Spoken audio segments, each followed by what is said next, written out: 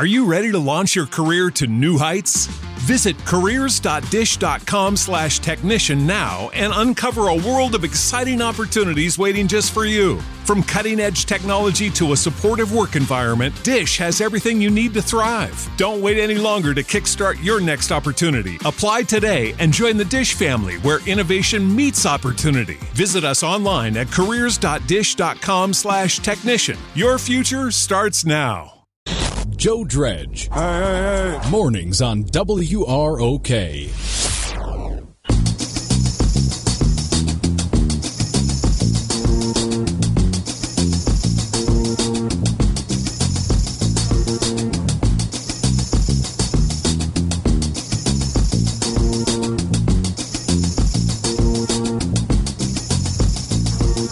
Over 95 years in the books and still on top. This is Rockford's News Talk 1440 WROK. 7 minutes after 7, News Talk 1440 WROK. Riley and Joe on a Thursday morning. Nice looking one, too. Lots of sunshine. We're at 54 degrees. Headed for a daytime high today of 77.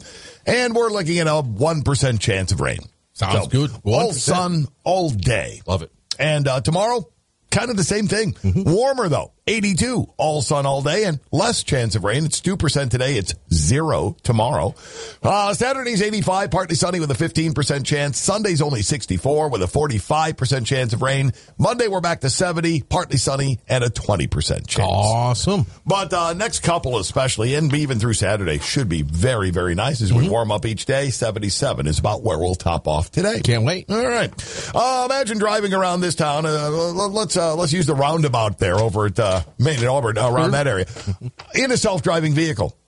Yeah. This is your dream come true, Joe Dredge. It's fine. Yeah, that's what I want. We've been, you and I have been following with great interest over the years the progress being made with self-driving cars.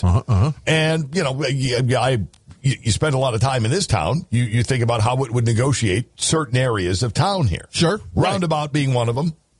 Oh, I think it'd handle the roundabout just fine. Would it?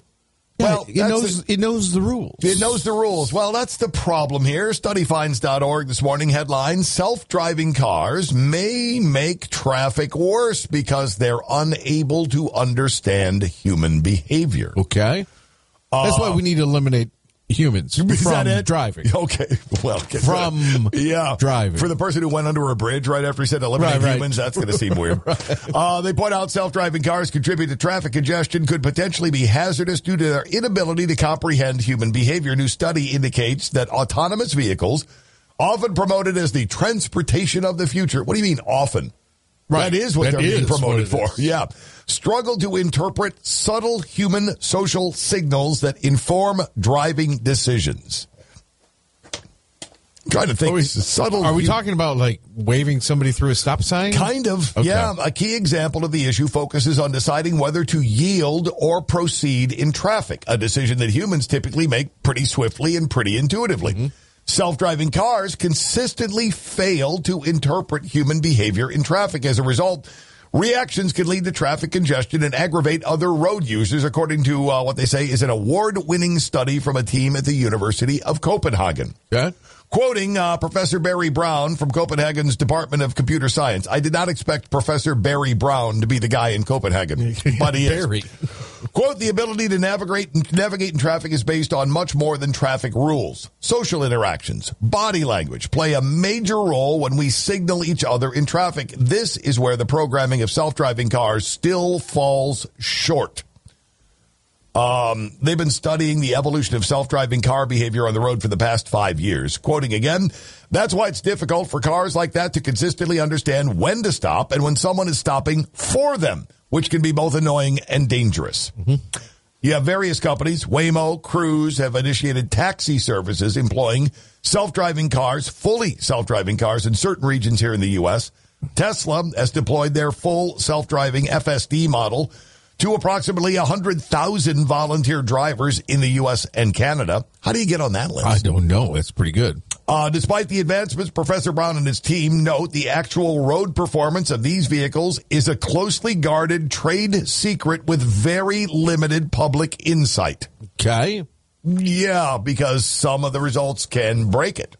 Yeah, I wonder if how much it is that and how much it is just so many different entities are trying to do this and nobody wants to share information right now. Give anybody a leg up on them at all. This is all our data. Researchers conducted an in-depth analysis of 18 hours of 70 different YouTube videos captured by enthusiasts testing cars from the back seat.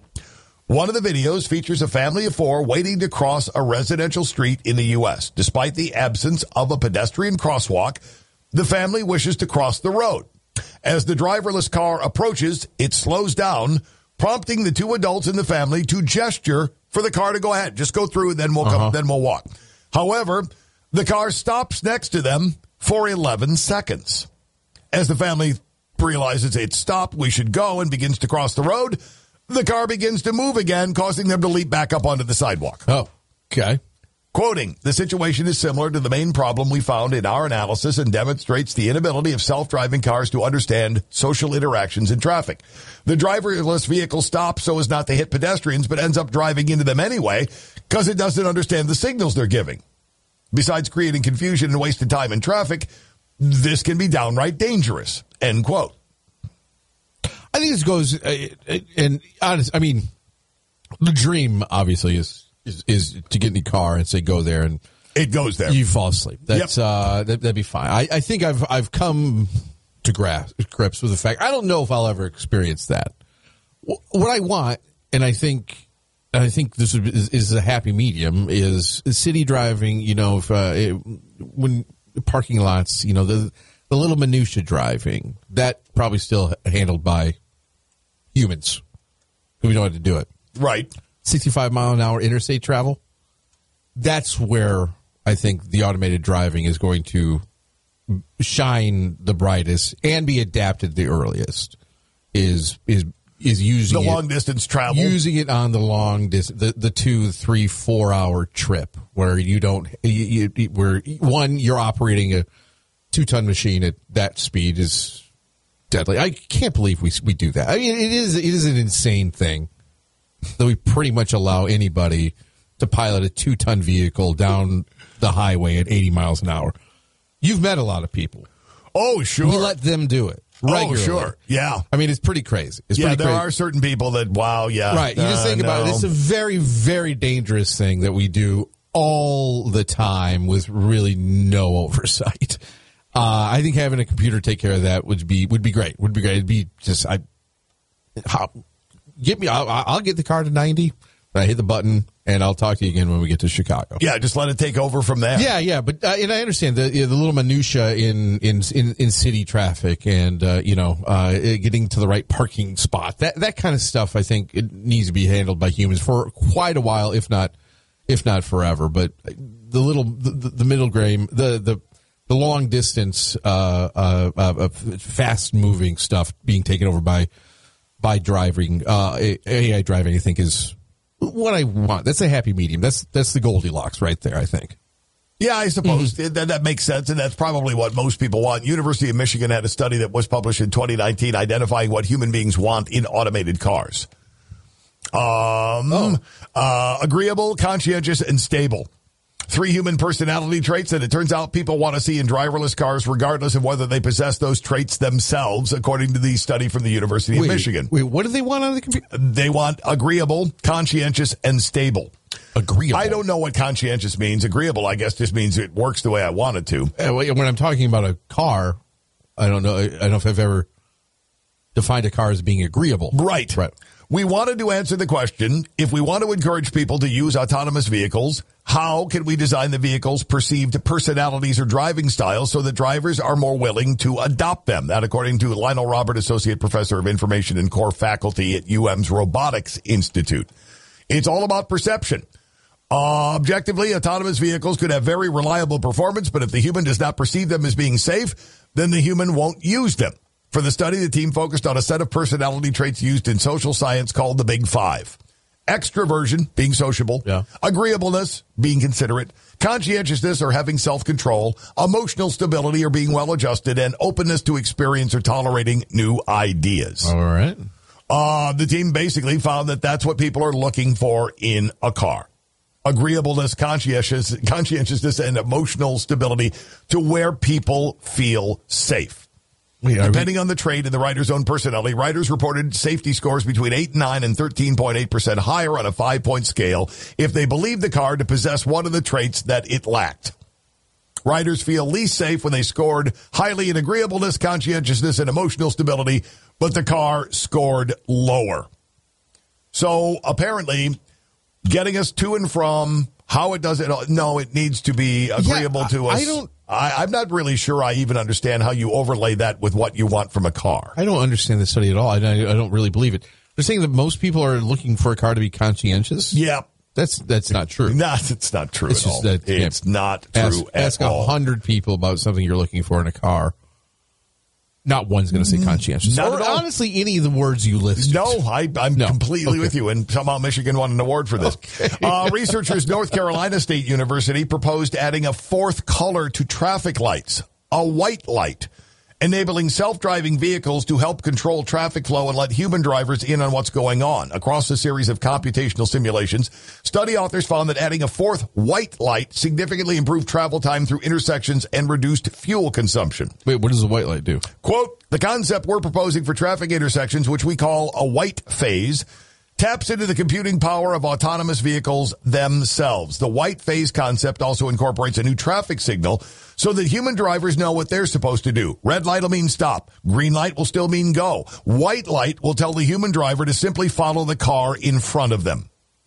The white phase traffic intersection concept was introduced by the team at NC State in 2020. That initial concept focused on a centralized computing approach with a computer controlling traffic lights responsible for receiving input from all approaching AVs, making necessary calculations, and ultimately directing the AVs on how to proceed through the intersection.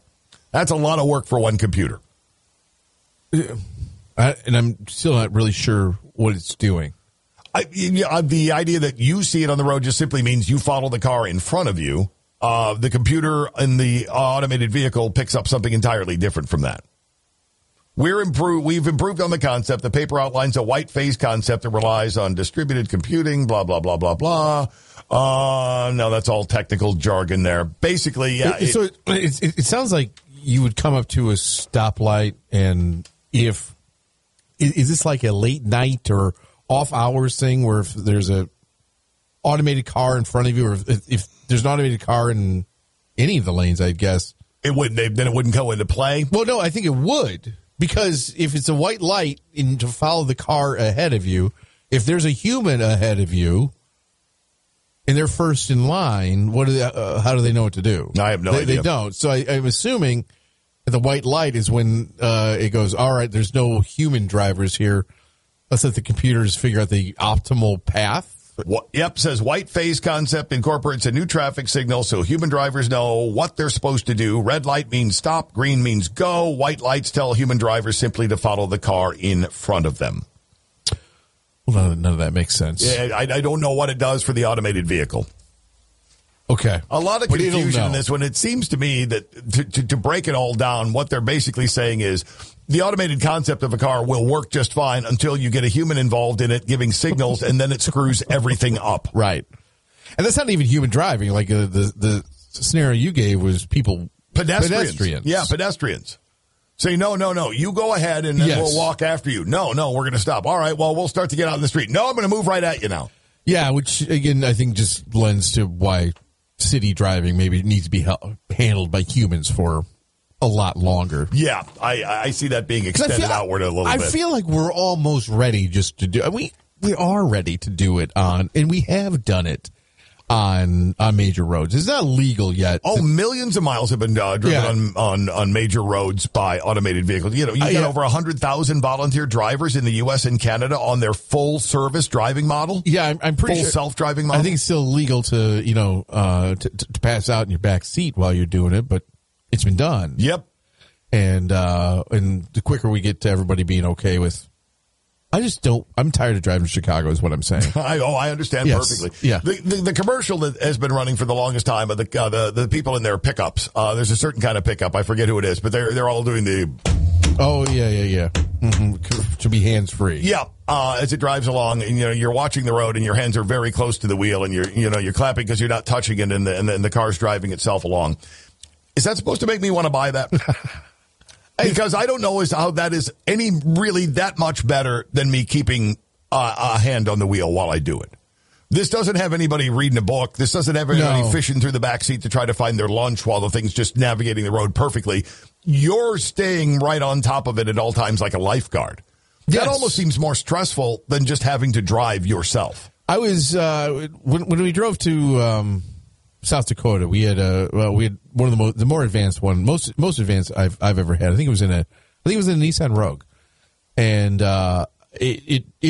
it drove most of the way. You did have to keep your hands on it, but I mean, it took turns. It slowed down. It did. I mean, but after a while, you do kind of. It is a weird thing when you start off with, but after a while, you kind of used to having one hand there and paying attention to what you need to pay attention to, and stopping paying attention to how fast you're going. Right. It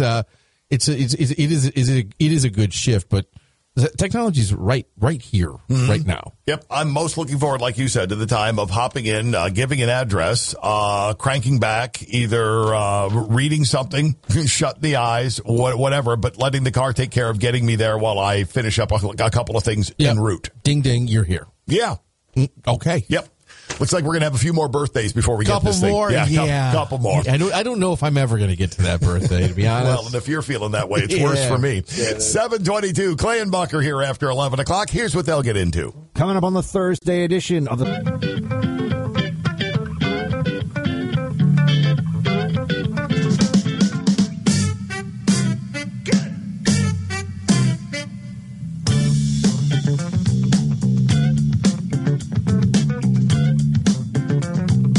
Over 95 years in the books and still on top. This is Rockford's News Talk 1440 WROK. 7:35 News Talk 1440 WROK. It's Riley and Joe. It's Thursday, and it's a nice looking morning. Sunshine, 56 degrees. It's going to be a nice looking day throughout the day, and really not that hot either. We're headed for 77 today. Our chance of precipitation is only 1%.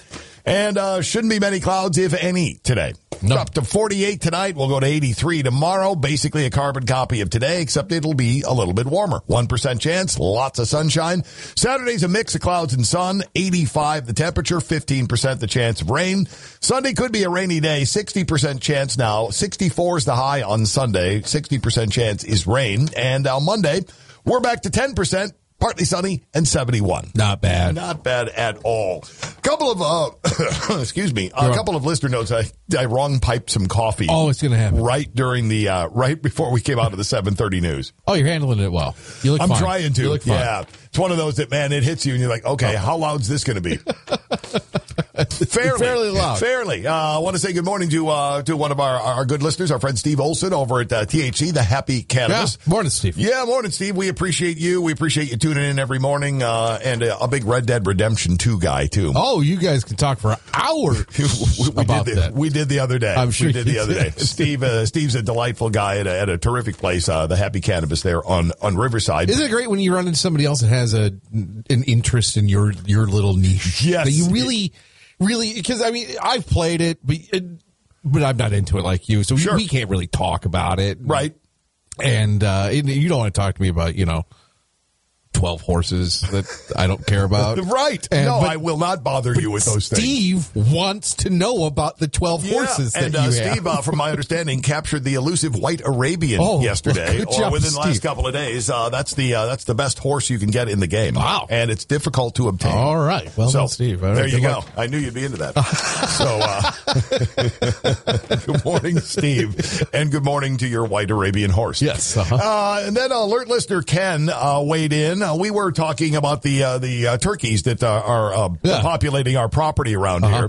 And a couple of mornings ago, we had a turkey fight in the front parking lot. Oh, we did? Yeah, there were I missed that. A couple of males trying to get a female's attention, and those two decided they would do the old chest bump and peck one another. I have some video of it. We had called them a rafter.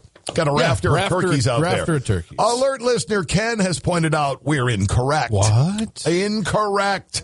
A group of wild turkeys like the ones that are running around our backyard, is called a flock. A group of domesticated turkeys is a rafter or a gang. A gang of turkeys. A rafter or a gang. Yep. So we had mistakenly called them a rafter. No, wild turkeys, it's a flock of them. If they're domesticated, they're a rafter. Wow. Okay. And with that, he sent me a link to collective nouns for groups of animals. Okay. I'm going to throw them out here. Let's see how many you can name. All right. Hyenas. Pack. Cackle. Okay, yep. That makes sense. Clan is also acceptable. Okay. Something appropriate about cackle, though. Their laughs, giggles, somewhat sound entertaining, but it's the way they express anger, frustration, and warnings. Yes. So they're not really laughing with you. No. Apes. Is it a troop? It is a shrewdness. Shrewdness. Troop would be gorillas. Gorillas. Okay. Yes. Okay. Yeah, you're in the ballpark. All right. Yep. Okay. A shrewdness of apes. That term has been around since the 1400s. At the time, shrewdness referred to mischievous nature. Oh, really? Yeah. Okay. Yeah. So, and I guess when you watch them play and all that. Yeah. Okay, fine. Otters. Oh, a dam of otters. That's not bad. You can go with beavers maybe Yeah, on that one. According to the Oxford English Dictionary, many aquatic animals like ducks or puffins and otters can be called a raft. Oh, they get the raft of otters. A raft of otters. You'll like nail that. this one. I know you will, because you've always wanted to make friends with this creature, even though you don't like the overall species. I don't know what a bunch of crows are called. A murder. Oh, I do that. I a knew murder of crows. Why? 15th century crows considered to be omens of death, messengers of evil or evil powers, so they attached the term murder to them. Yeah, there's the old joke of crow sitting on a bench. Another crow flies down, flies away. Got charged with attempted murder. Oh, I like the intellectual one. Yeah, there you go. Very okay, nice. Right. Yeah. Squirrels. Pack squirrels? A scurry. A scurry. Yep. They're not pack animals by nature, so they're more commonly referred to as a dray, which consists a nest of a mother squirrel and her young. But a scurry would be a group of them, should you see a it. dray or a scurry. Yep. Is it such a? Do other languages do this? You know what? That's a great question. I have no idea. All right, we'll have to. We'll have to try to find that one out. Vultures. Awake. A wake of vultures. Okay, that's a kettle is acceptable, and a committee is also acceptable. I have heard kettle, but a wake is very on the nose. Oh yeah, a wake of them. Refers to a group feeding on a carcass in particular. I'm assuming related to the wake we have with funerals? Pretty much, yep, standing around a corpse. And that's what they do, only unlike us. We don't eat them. They have a bite or two. Sure. Yeah, that ruins most wakes from what I understand. No, you take a bite of the deceased. The minute you do that, it's no longer a polite crowd. No. I'm sorry, was that a social faux pas? It's had to have happened, right? I would guess. It's had to have happened that somebody has bit the corpse at a funeral. Well, when you read about things over the years that people have done, I would not be a bit surprised. Yeah. No one will get this one. Barracudas? Barracudas, no. A battery. A battery of barracudas. Battery of barracudas. A muster of storks. Muster of storks, okay. This one seems anachronistic. A walk of snails. A walk of snails? Yep, considering walk is one of the things snails can't do. Sure. Owls. You know this. I do. Oh. A legislative body not in this country. They have it in Canada. They have it in Great Britain. The Houses of Parliament? Boom. A parliament of owls. A parliament of owls. I like that. Unclear where it came from. Examples date back to the late 19th century. The origin is likely an allusion to Chaucer's poem, The Parliament of Fowls. Okay, gotcha. You can also call it a parliament of rooks if they are rooks instead of owls. Gotcha. Okay. Tigers. How do they hunt? How do they attack? They attack by surprise. You're in the ballpark. Yeah. First letter of the alphabet is an ambush of tigers. An ambush of tigers. Ooh, that's good. Yep. That's scary. Yeah, it is, and you'll never see one. Tigers are really, really solitary creatures. The idea of there being multiple together just doesn't happen. Unless they're part of a family. Family? Okay. Yeah, but you aren't going to see non-related tigers hanging out with other tigers. No. Too much strife between them? Get the idea. Yeah, they don't play well with others. Prairie dogs. Oh. Towns full of prairie dogs are called colonies. The close-knit individual family units of prairie dogs are called coteries. Coteries. So the whole thing is a colony, and a coterie is a little mom and dad situation. Okay. Herd of elephants is the more common collective. But there's also a recognized term for a group of pachyderms. What are they most noted for as far as a physiological skill? A trunk? No. Oh, a physics. You've got a blank like an elephant. Well, it depends, I suppose. Nobody says that to anybody who gets out of the pool. Okay, I appreciate it. They're renowned for their brain memory. Memory. That's right. Yep. Herd of elephants, common collective. A memory of elephants is also a recognized term. Okay. All right. A lot of these just seem like somebody in the 1900s was getting clever. I think that we might just have been adopted it. Yep, just a bunch of wordsmiths sitting around going, well, let's come up with a group number. You got a bunch of foxes in your yard. It's a skulk. Okay. You got some quail. You know this one. I do. A covey. A covey of quail. Okay. All right. If you got a bunch of trout in a group near the bottom of a lake or river, they look like they're over the bed of the float.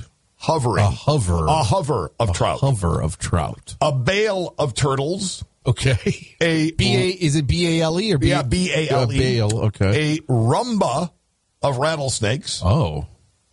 That's really fancy, too. That is very fancy, and no one's... They're just guessing that many rattles in one place makes you want to dance. Rumba, hummingbirds. Oh, I've heard this one. I think I know this. I'm not getting it, though.